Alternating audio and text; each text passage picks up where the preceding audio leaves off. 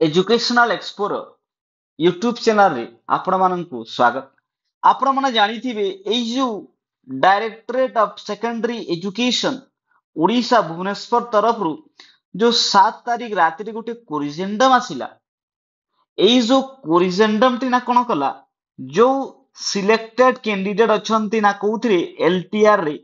सेमानंक मन मध्य रे गोटे डाउट क्रिएट कला ना डाउट कोना पे क्रिएट कला तांकर जो 15 जो नवेम्बर रे जो ओरिएंटेशन हेबाकू जाउची ताहा हेबो कि नाही। आ एही जो थिंकिंग टी जो डाउट टी क्रिएट कोना पे हैला जदि हमें देखिबा आपण माने एठी जो डेट को फोकस करंतु एई जो डिस्ट्रिक्ट जो चॉइस लॉकिंग जो डेट टी अछि 6-8 रु नै की आपण मानकर 6-11 रु नै की 11-11 पर्यंत अछि 11-11 पर्यंत चलिबो।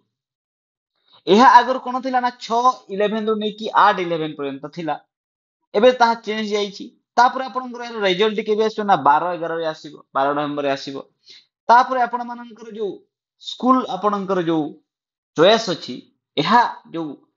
क्रिएट करूची डाउट जो एस्पिरेंट माने सिलेक्ट हेइछंती तांको मन मध्य रे एहा 12 रु नै की 14 तारिख पर्यंत अछि। तो एटरे क्वेश्चन आसी सा जदि हमर 14 तारिख स्कूल सिलेक्शन हेबो तो हमर जो 15 तारिख ओरिएंटेशन केमिति हे परिबो। मु जदि आपन को कहिबी आपण माने ए पर्यंत कोनोसी लेटर पाई नाहंती कि आपण मानकर जो ओरिएंटेशन पोस्टपोन हे जाईची। आपण माने पॉजिटिव थिंकिंग करंतु आपण माने पॉजिटिव रहंतु नि हमर ओरिएंटेशन 15 तारिख हेबाकू जाउची। मु अठी आपण गुटे एग्जांपल देबी कि आपण मानकर जो लास्ट जो एसएसबी रो जो टीजीटी एग्जाम हेतिला ए एसएसबी रो टीजीटी एग्जाम रे कोन हेतिला ना एठी ओरिएंटेशन प्रथमे हेतिला तापर ना कोन हेतिला स्कूल एलोकेशन हेतिला ना कोन हेतिला स्कूल एलोकेशन हेतिला। जदि हमें एई केस कथा कहिबा आपण माने जानिथिबे regular high school teacher RST रे जो 2020 जो 2023 रे जो आसीथिला जो आरएसटी सेत्री कोन हेतिला ना बहुत सारा डिस्ट्रिक्ट एमिति थिले से माने तांकर जो स्कूल एलोकेशन ओरिएंटेशन परे ही कहिथिले। तो जदि मैं कहिबी आपन को जो संबलपुर डिस्ट्रिक्ट टी थिला संबलपुर रे कोन हैला जेमिति कि सेमानंकर ओरिएंटेशन एते बेले गले डीओ ऑफिस रे पिला गले ओरिएंटेशन जीवा पूर्व ना कोन हैला सेमानंकर जो तांकर जो नोटिस बोर्ड रे कोन करा गला ना स्कूल एलोकेशन तांकर पब्लिश हे गला। किंतु सेही पर जदि हम नुआपड़ा डिस्ट्रिक्ट कथा देखिबा नुआपड़ा रे कोन हैला ना तांकर जो स्कूल एलोकेशन ता कोन हैला ना सेमाने ओरिएंटेशन रो फेरिला परे समय डाले तांकर को स्कूल रे पाइछंती ना से बॉस से तांको अपॉइंटमेंट लेटर दे देले। ता अर्थ जो आपण मानकर एठी जो भाबुचंती आपण जो 14 तारिख तो हमर अछि स्कूल सिलेक्शन हमर केमिति हो 15 तारिख ओरिएंटेशन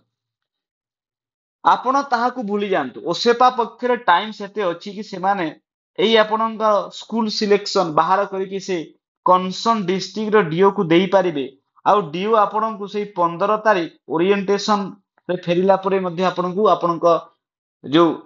स्कूल रे सिलेक्टेड हेतिबे आपणकू से देई परिबे अपॉइंटमेंट लेटर सेतरे कोनोसी प्रॉब्लम नाही। तो आपण माने पॉजिटिव रहंतु आपण माने आशा करंतु कि आपण मानकर ओरिएंटेशन 15 तारिख हेबाकू जाउची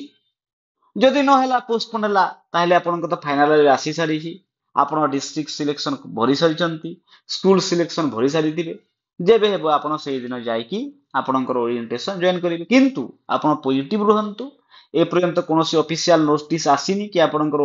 जो ओरिएंटेशन ता पोस्टपोन हे जाई छी जेबे ऑफिशियल नोटिस आसीबो हमें देखिबा। किंतु एबे आपन पॉजिटिव रहंतु एई 14 तारिख आपन मानकर हेले मध्य जो